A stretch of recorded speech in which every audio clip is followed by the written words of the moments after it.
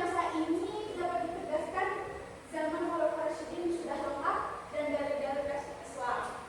Lanjut yang pada periode ketiga yaitu periode takfir. Di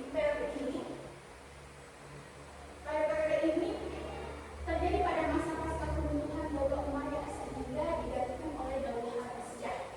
Lalu di masa ini sudah lahir.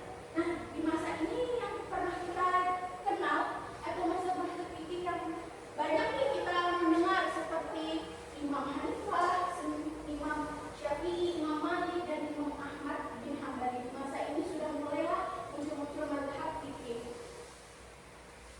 Selanjutnya di periode taklif. Di periode taklif ini terjadi sejak akhir pemerintah dinasti Abbasiyah. Dalam periode ini terjadi pembunuhan yang berlebihan.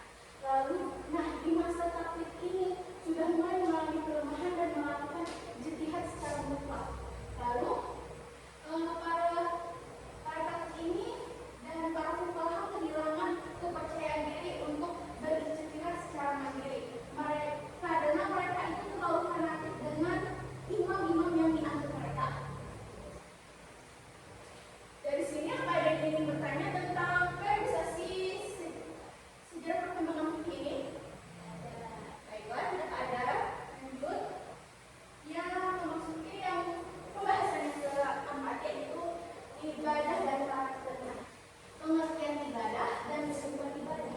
Ibadah menurut bahasa atau menurut bahasa Arab yaitu ibadah.